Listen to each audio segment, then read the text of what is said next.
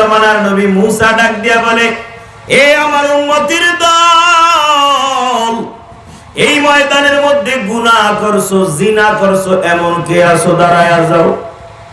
এ ভাইরা রে আমার, এই মনপুরার যুবক ভাই, একটু মনটা লাগায়া শুনবা। মুসা পয়গম্বর ডাক দিয়া বলে, গুনাহ কে করছো? দাঁড়ায়া যাও, দাঁড়ায়া যাও, জলদি করিয়া দাঁড়াইয়া যাও, ময়দান থেকে বের হইয়া যাও। যদি ময়দান থেকে বাহির না হও, আমি আল্লাহর সাথে যোগাযোগ করে নাম ঠিকানা জানিয়া কানে ধরিয়া ময়দান থেকে বের করে দিব। নাউজুবিল্লাহ। মুসা পয়গম্বর এই কথা বলার পর ওই ময়দানের মধ্যে যে আল্লাহর বান্দা জিনাখোর ছিল, যে আল্লাহর বান্দা গুনাহ করছে, আল্লাহর বান্দার দিলের মধ্যে একটা ভয় ঢুকিয়া গেল। সুবহানাল্লাহ।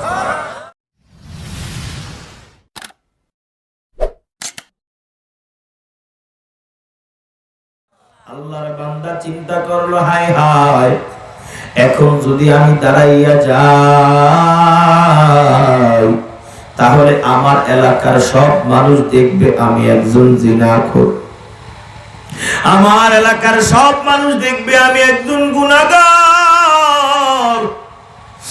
আর যদি আমি না দাঁড়াই, মুসা পয়গম্বর বড় রাগী নবী, মেজাজি নবী, আল্লাহর সাথে যোগাযোগ করে আমার নাম ঠিকানা জানিয়া আমার বিরুদ্ধে কোনো অ্যাকশন নিবে, বের করে দিবে। এই জন্য আল্লাহর বান্দা বড় চিন্তায় পড়িয়া গেল, পেরেশানিতে পড়িয়া গেল। আমি এখন উঠতেও পারি না। বলে, কেন? যদি উঠিয়া দাঁড়াইয়া যাই, আমার এলাকার সব মানুষ দেখবে আমি গুনাহগার, আমি জিনাখোর, আর প্রমাণের দরকার হবে না। আর যদি না উঠিয়া যাই, তাহলে মুসা পয়গম্বর আল্লাহর কাছ থেকে নাম ঠিকানা জানিয়া আমার বিরুদ্ধে অ্যাকশন নিবে। এরে আল্লাহর বান্দা, ওই যুবক বড় বিপদের মধ্যে পড়লো।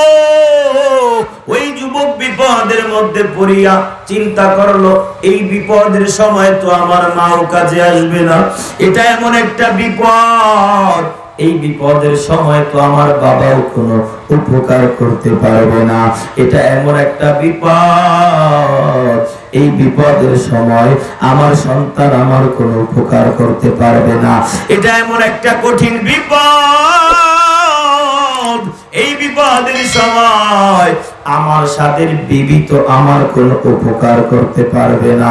এই ভাইরা রে আমার, ওই আল্লাহর বান্দা এবার চিন্তা করলো, এই বিপদের সময় একজন, শুধুমাত্র একজন সহযোগিতা করতে পারে। উঁচু আওয়াজে জবাব দাও, তার নাম কি? আর একটু উঁচু আওয়াজে শুনতে চাই, নাম কি?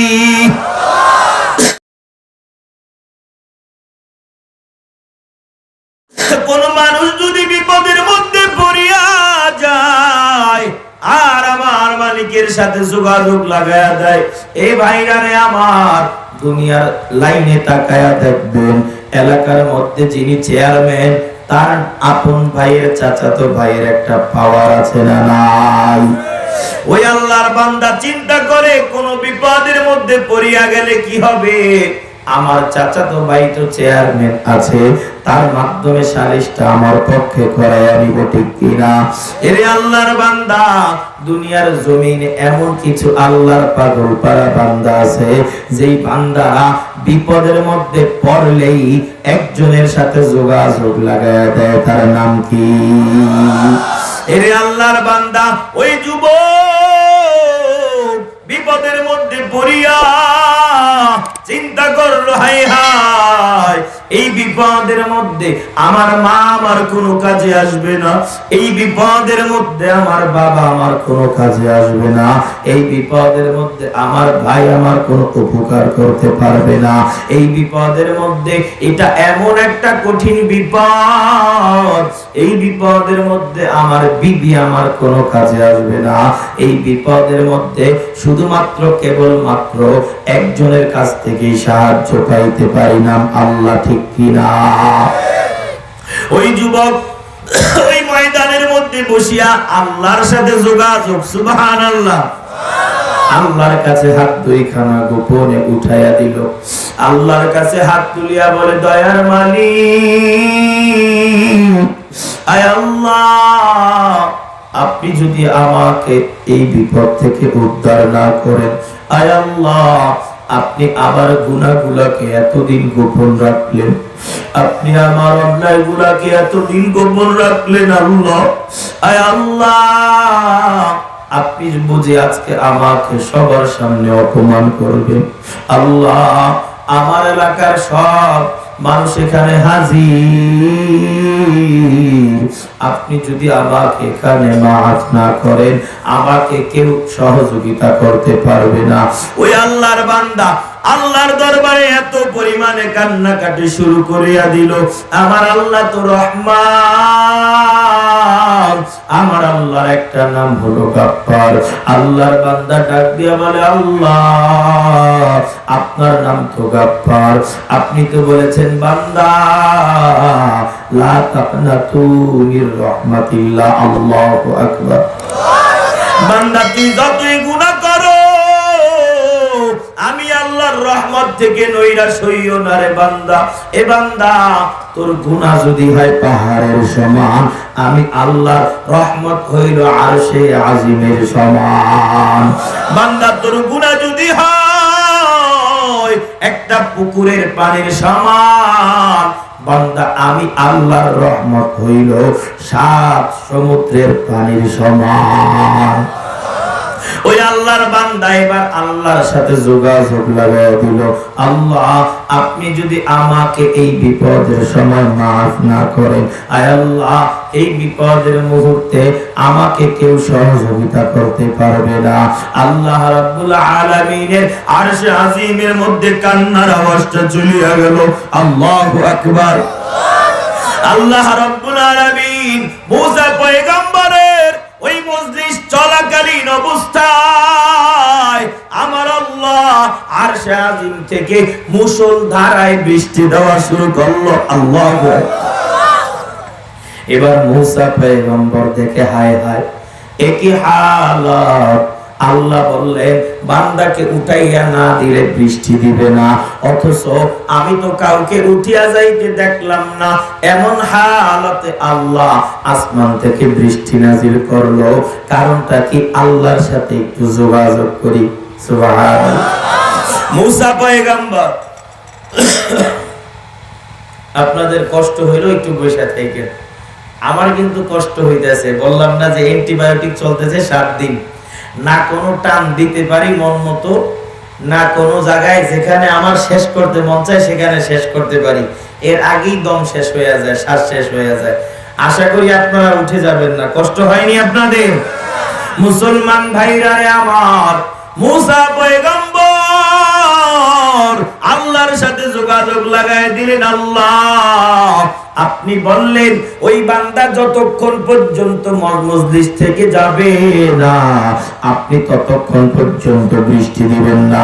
আয় আল্লাহ, ওই বান্দা তো এখনো মজলিস থেকে যায় নাই, আপনি কেন বৃষ্টি দেওয়া শুরু করলেন? আল্লাহ ডাক দিয়া বলে, মুসা, তুমি তো জানো আমি আল্লাহর একটা নাম হলো গাফফার। সুবহানাল্লাহ। এ মুসা, তুমি তো জানো আমি আল্লাহর একটা নাম হইল রহমান। এ মুসা, তুমি তো জানো আমি আল্লাহর একটা নাম হইল সাত্তার, আমি আল্লাহর একটা নাম হইল জব্বার। যেই বান্দার কারণে আমি আল্লাহ বললাম বৃষ্টি দিব না, আমি আল্লাহ ওই বান্দার চোখের পানির কারণে জমিনে বৃষ্টি দিলাম। বলে, আল্লাহ কেন বৃষ্টি দিলেন গো মালিক? আল্লাহ ডাক দিয়া বলে, মুসা, ওই বান্দা আমি আল্লাহকে আল্লাহ বলে ডাক দিছে, বান্দা গুনাহ স্বীকার করছে, এই জন্য আমি আল্লাহ ওই বান্দার জীবনের গুনাহ মাফ করিয়া দিয়া বান্দাকে আমি গুনাহ মুক্ত বানায়া দিলাম। মুসলমান ভাইরা রে আমার, এই জন্য আল্লাহর কাছে চাইলে পাওয়া যায়, এর প্রমাণ আছে না নাই? আল্লাহর বান্দা নবীর উম্মতের দল এই জন্য চলতে ফিরতে উঠতে বসতে কোনো সমস্যা হইলে চাইব কার কাছে? আর একটু আওয়াজ দিয়ে বলেন না, চাইব কার কাছে? এরে আল্লাহর বান্দা, আয়াতে কারিমা তিলাওয়াত করলাম, আল্লাহ রাব্বুল আলামিন ডাক দিয়ে জানায় দেন, ও আমার বান্দা বান্দীদের দল শোনো, আল্লাহর কাছে যদি সাহায্য চাইতে চাও, দুইটা মেডিসিনের মাধ্যমে সাহায্য চাইবা। এক নাম্বার মেডিসিন তোমার শরীরের মধ্যে থাকা লাগবে, তা হইল ধৈর্য বা সবর। আর দ্বিতীয় নাম্বার মেডিসিনের নাম তোমার মধ্যে থাকা লাগবে, তা হইল বান্দা নামাজ। নামাজ পড়বা বান্দা, নামাজ পড়িয়া আমি আল্লাহর কাছে তুই যা চাইবি আমি আল্লাহ তোকে তা দিতে রাজি আছি। আল্লাহু আকবার। এ বান্দা, ধৈর্য ধারণ করিয়া আমি আল্লাহর কাছে যা চাইবি, যেই সাহায্য চাইবি আমি আল্লাহ তোকে সেই সাহায্য দিতে রাজি আছি। এ ভাইয়ারে আমার, এই আয়াতের আলোকে মুফাসসিরিনে কেরামগণ ব্যাখ্যা করেন, ধৈর্য হইল তিন প্রকার। কত প্রকার? ধৈর্য হইল তিন প্রকার। এক নাম্বার ধৈর্যের নাম হলো আস-সাবরু ফিল মুসিবা। আল্লাহু আকবার। এক নাম্বার ধৈর্যের নাম হলো আস-সাবরু ফিল মুসিবা। দুই নাম্বার ধৈর্যের নাম হলো আস-সাবরু আনিল মাসিয়া। তিন নাম্বার ধৈর্যের নাম হলো আস-সাবরু ফিল ইবাদা। আল্লাহু আকবার। এই তিন বিষয়ের উপর আলোচনা হবে ইনশাআল্লাহ। আল্লাহ কবুল করুক, পড়েন আমিন। আর উঁচু আওয়াজে বলেন আমিন। আল্লাহ যারা আসে নাই তাদেরকে আসার তৌফিক দান করেন, বলেন আমিন। এই মাদ্রাসার মাহফিলকে আল্লাহ কবুল করেন, বলেন আমিন। আস-সাবরু ফিল মুসিবা। মুসিবতের মধ্যে পড়ছো রে বান্দা, মুসিবতের মধ্যে পড়লে ধৈর্য ধারণ করব কার উপরে? আরেকটু আওয়াজ দিয়ে বলেন না, কার উপরে? এই ভাইরারে আমার, আমাদের মুসলমানদেরকে আল্লাহ মুসিবতের মধ্যে ভালো পরীক্ষা করার জন্য, ঠিক কিনা? মুসিবতের মধ্যে পড়লাম, বিপদের মধ্যে পড়লাম, আমি বান্দা যদি মন খারাপ না করিয়া, আমি বান্দা যদি আমার মনটাকে নষ্ট না করিয়া, আমি যদি আল্লাহমুখী হইয়া যাই, আমি যুবক আমার চাকরি দরকার, আমি যুবক আমার চাকরি নাই একটা মুসিবত, আমি যুবক আমার ব্যবসাটা মন্দ চাইতেছে একটা মুসিবত, আমি যুবক আমি একজন মাঝি, আমি নদীতে জাল ফালাই, আমার জালটা ছিঁড়িয়া গেল, অথবা আমার জালটা পুলিশে নিয়ে গেল, অথবা আমার জালে মাছ পড়ে না, এটাও একটা মুসিবত, ঠিক কিনা? এই মুসিবতের মধ্যে পড়লে ধৈর্য ধারণ করব কার উপরে? আওয়াজ দিয়ে বলেন না, কার উপরে? আল্লাহ ডাক দিয়া বলে, বান্দা আমি আল্লাহ ধৈর্যশীলদের সাথে আছি। ইন্নাল্লাহা মা'আস সাবিরিন। আল্লাহু আকবার। আল্লাহ ডাক দিয়া বলে, বান্দা বিপদের মধ্যে পড়ছো,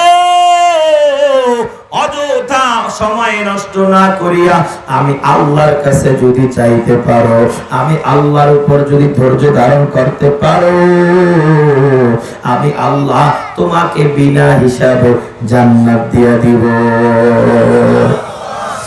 মুসিবতের মধ্যে পড়লে ধৈর্য ধারণ করব কার উপরে?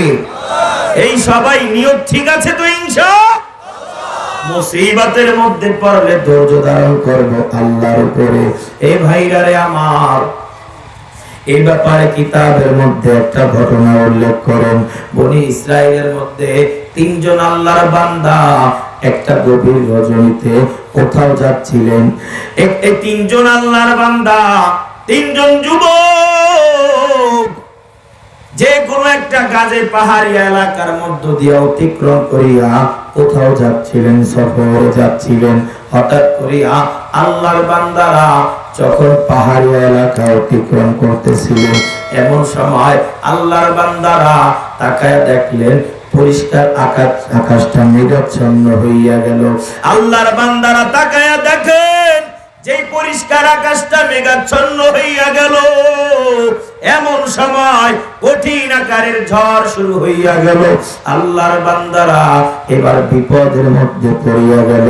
এই ঝড়ের কারণে আল্লাহর বান্দারা সামনের দিকেও যাইতে পারে না। এমন ভাবে বাহিরের মধ্যে ঝড়, ওই ঝড়ের আঘাতে উপর থেকে, পাহাড়ের উপর থেকে একটা বিশাল আকৃতির পাথর যাইয়া ঝড়টা ধাক্কা লাগলো।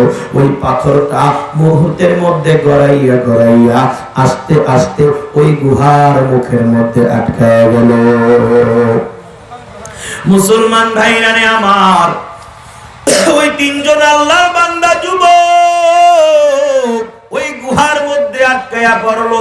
এখন গুহার মধ্যে অন্ধকার, গুহার মধ্যে হাত মেললো হাত দেখা যায় না, পা মেললো পা দেখা যায় না। তিনজন আল্লাহর বান্দা যুবক এবার মনে মনে চিন্তা করলো, হায় হায়, এখানে আমরা কোথায় আসলাম? একে তো বাহিরে ঝড়ের বিপদ, দ্বিতীয় হইল বৃষ্টির বিপদ, এখন আমরা গুহার মধ্যে আসলাম। এই গুহার মুখের মধ্যে পাথর পড়লো, পাথরটা হইল আরেক বিপদ। গুহার মধ্যে অন্ধকার, এমন কঠিন অন্ধকার, অন্ধকার এমন প্রখর অন্ধকার, গুহার মধ্যে হাতটা মেল হাতটা দেখা যায় না। এ আল্লাহর বান্দা একজন যুবক আরেকজন যুবককে দেখতে পায় না। এভাবে আওয়াজ দিয়া কথা বলল, ও আমার সাথের যুবক ভাইয়ের দল, তোমরা কোথায় আছো? তাড়াতাড়ি কাছে আসো। তিনজন যুবক একটা জায়গায় একত্রিত হইল। ওই যুবকরা চিন্তা করে, হায় হায়, এভাবে আমরা কিছুই করে পারবো না, দেখি আমরা তিনজন মিলিয়া ধাক্কা দিয়ে পাথরটাকে সরাইতে পারি কিনা। এই যুবক ভাইরা রে আমার, বিপদের মধ্যে পড়লে আমার মালিকের দরবারে যদি একটা মালিক বলিয়া মায়ার আর মহাব্বতের একটা ডাক দেওয়া যায়, আমার আল্লাহ যে কবুল করে এমন প্রমাণ হাজার হাজার লক্ষ লক্ষ কোটি কোটি আছে না নাই? আল্লাহর বান্দা তিনজন যুবক বিপদের মধ্যে পড়িয়া, তিনজন যুবক মিলিয়া এবার পাথরটাকে ধাক্কানো শুরু করিয়া দিল। আল্লাহর বান্দা তিনজন যুবকের শরীরের মধ্যে যতটুকু শক্তি আছে গো বাবা, এ বাবা, আল্লাহর বান্দা যুবকরা ওই পাথরটাকে ধাক্কাইতেছে। ধাক্কাইতে ধাক্কাইতে একটা পর্যায়ে তিনজন যুবক ক্লান্ত হইয়া গেল। একজন যুবক বলে, ভাই, এভাবে পাথর ধাক্কাইয়া লাভ নাই, আমরা এই পাথরকে সামনের দিকে নিতে পারবো না, সরাইতে পারবো না। তিনজন যুবক আসিয়া আবার জায়গা মতো বসিয়া গেল। ভাই, এ ভাইরা রে আমার, একটু মন লাগাইয়া শুনবেন। ওই আল্লাহর বান্দা যুবকের দল এবার চিন্তা করলো, হায় হায়, এই গুহার মধ্যে আমরা যে সফর পথে আসলাম, আমাদের মাও জানে না, আমাদের বাবাও জানে না, আমাদের বিবিও জানে না, আমাদের সন্তানেরাও জানে না। এই গুহার মধ্যে যে আমরা আটকায়া পড়লাম, এই গুহার মধ্যে এত অন্ধকার, এই গুহার মধ্যে তো মোবাইল নাই, এই গুহার মধ্যে স্যাটেলাইট নাই, এই গুহার মধ্যে কোনো কারেন্ট নাই, বিদ্যুৎ নাই, আলো নাই, এই গুহার মধ্যে অন্ধকার। এই গুহার মধ্যে যে আমরা আটকায়া গেলাম, আমাদের মাও তো জানে না। আমাদের মা যদি জানতো যে আমার সন্তান এত বিপদের মধ্যে পড়ে আছে, আমার মা জলদি করে আসে আমাদেরকে উদ্ধার করত। বাবা জানলে উদ্ধার করত, ভাই জানলে উদ্ধার করত, কিন্তু কপালটা এতই খারাপ, আমরা যে এখানে বিপদের মধ্যে পড়লাম, আমাদেরকে তো কেউ জানে না যে আমরা বিপদের মধ্যে আছি। মুসলমান ভাইরা রে আমার, ওই তিনজন যুবক মিলিয়া চিন্তা করলো কার কাছ থেকে সাহায্য পাওয়া যায়। অবশেষে চিন্তা করিয়া পাইল, হায় হায়, আমরা তো এখানে শুধুমাত্র কেবলমাত্র একজনের কাছেই সাহায্য পাইতে পারি। উঁচু আওয়াজে বলো, তার নাম কি? এই গুহার মধ্যে আমার মা নাই, এই গুহার মধ্যে আমার বাবা নাই, এই গুহার মধ্যে আমার ভাই নাই, এই গুহার মধ্যে আমার সন্তান নাই, এই গুহার মধ্যে আমার বিবি নাই, এই গুহার মধ্যে শুধুমাত্র কেবলমাত্র একজনের সাহায্য আসতে পারে, মুসলমানের আওয়াজে বলো তার নাম কি? তিনজন যুবক মিলিয়া পরামর্শ করলো, ভাইরানে আমার, কোনো পেরেশানি করিয়া লাভ নাই, কোনো চিন্তা ভাবনা করিয়া লাভ নাই, কোনো টেনশন করিয়া লাভ নাই, কোনো উপকারে আসবে না। টেনশন করলে কোনো উপকারে আসবে না, ধাক্কা ধাক্কি করলে কোনো উপকারে আসবে না। শুধুমাত্র কেবলমাত্র একটা বিষয় নিয়ে ভাবলে উপকারে আসতে পারে। চিন্তা করিয়া দেখো তোমাদের কার জীবনে কি আমল আছে।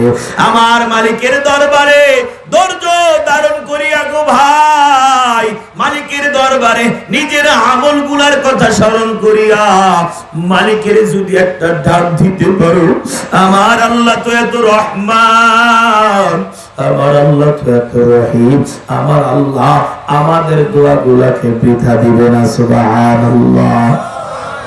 মুসলমান ভাইরানে আমার, ওই তিনজন যুবকের মধ্য হতে একজন যুবক বলে, ভাই মনে করিয়া দেখো এমন কোন আমলের কথা মনে হয় কিনা যে আমলের কথা আল্লাহর কাছে বললে আল্লাহ আজকের বিপদ থেকে উদ্ধার করবে। একজন যুবক বলিয়া উঠলো, ভাইয়ারে আমার, আমার জীবনে তো কোনো আমল নাই, কিন্তু শুধুমাত্র কেবলমাত্র একটা আমলের কথা আমার স্মরণ আছে। ওই যুবকরা বলল, ভাইরারে আমার, কি এমন আমলের কথা তোমার মনে পড়ে?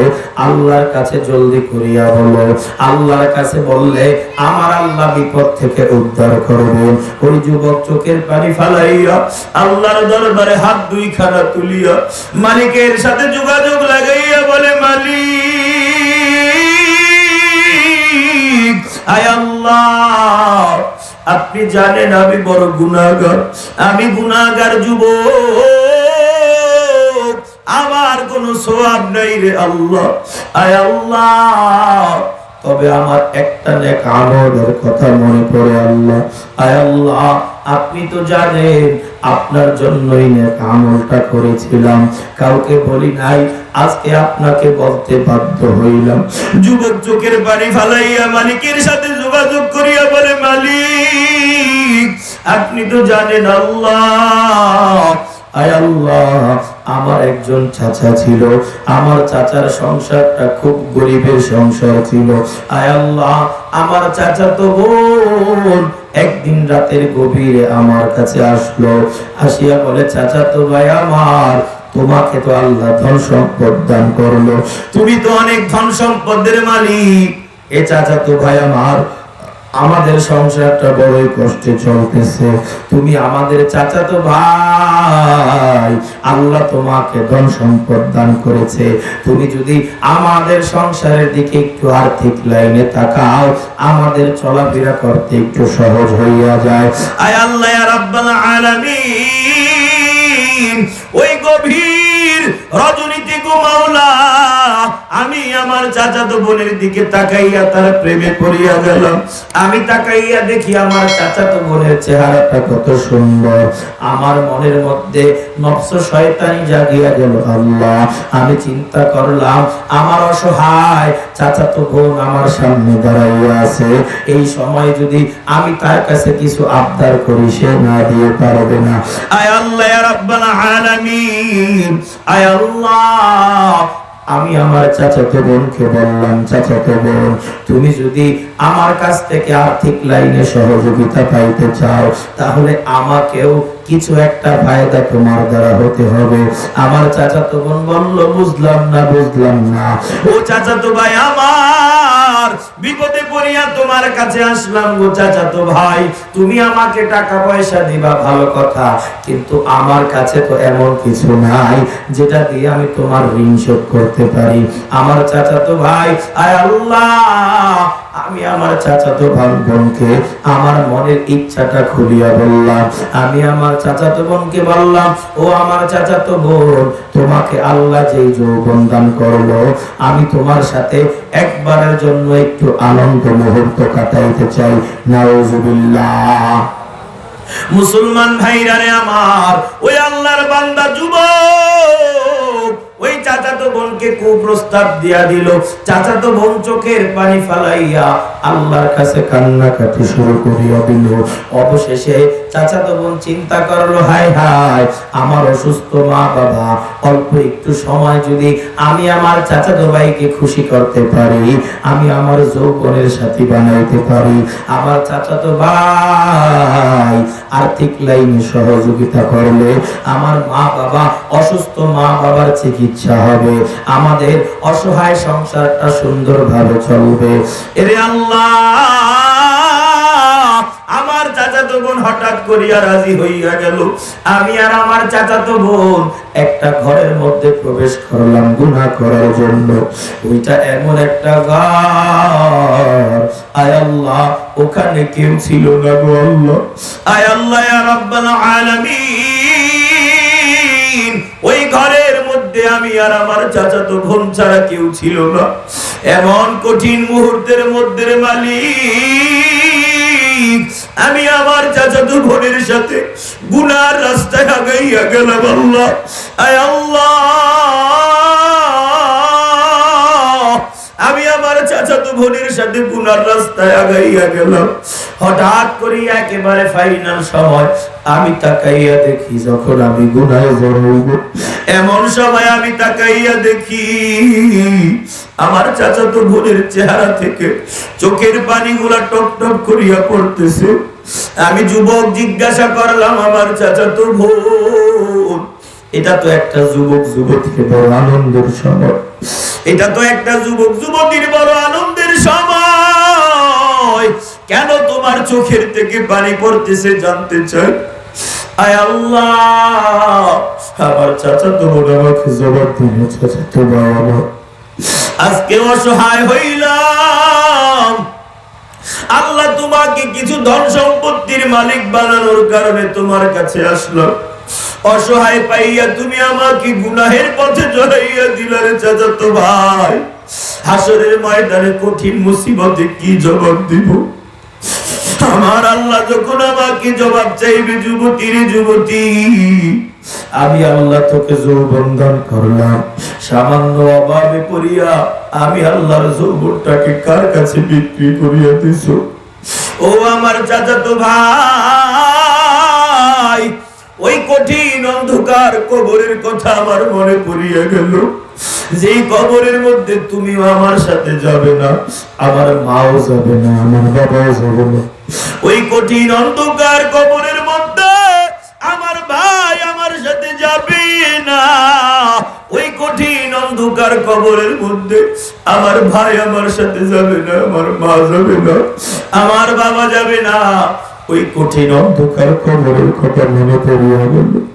ওই যুবক আল্লাহর কাছে দুহাত তুলে দোয়া করে, আল্লাহ, আমার চাচাতো ভাই যখন, আমার চাচাতো বোন যখন আমাকে এভাবে বলল গো আল্লাহ, আমারও কবরের কথা মনে পড়িয়া গেল। আমার চাচাতো বোন যখন কবরের কথা স্মরণ করিয়া কাঁদলো, আমি যুবকের কবরের কথা মনে পড়িয়া গেল। আমিও তো চিন্তা করলাম, আল্লাহ, ওই কবরের মধ্যে আমার মা যাবে না, আমার বাবা যাবে না, ওই কবরের মধ্যে আমার ভাই যাবে না, আমার বোন যাবে না। আয় আল্লাহ, এই জন্য আমি আমার চাচাতো বোনকে গুনাহের রাস্তায় না জড়াইয়া সেখান থেকে টাকা দিয়া বিদায় করে দিলাম। সুবহানাল্লাহ। আয় আল্লাহ ইয়া রাব্বাল আলামিন, ওই কঠিন অন্ধকার কবর, ওই কবরের কথা স্মরণ করিয়া আমি আমার চাচাতো বোন এভাবে গুনাহের রাস্তা থেকে ফিরে আসলাম। আয় আল্লাহ, যদি আপনার কাছে সেই সময়টা পছন্দ হয়, আল্লাহ, আপনি আমাদেরকে এই কঠিন বিপদের থেকে আপনি আমাদেরকে বাঁচান। মুসলমান ভাইরা আমার, কিতাবের মধ্যে উল্লেখ করে ওই যুবক এভাবে আল্লাহর কাছে চোখের পানি ফালাইয়া যখন বলা শুরু করিয়া দিল, আমার আল্লাহ ওই যুবকের দোয়াটাকে আর ফিরাইতে পারে না। আমার আল্লাহর কাছে যুবকের দোয়াটা কবুল হইয়া গেল।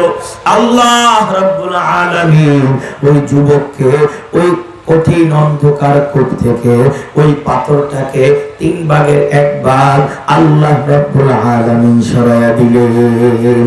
এভাবে আল্লাহর কাছে চাইলে পাওয়া যায় কি যায় না? বিপদের মধ্যে পড়িয়া যুবক মন খারাপ না করিয়া, পেরেশানি না হইয়া মালিকের সাথে যোগাযোগ লাগাইয়া দিল, বলে মালিক তুমি ছাড়া কেউ নাই বাঁচাইবে। আমার আল্লাহর কাছে বিপদের মধ্যে পড়িয়া যখন কান্নাকাটি করলো, আমার আল্লাহ বিপদ থেকে বাঁচানোর ক্ষমতা রাখে কি রাখে না?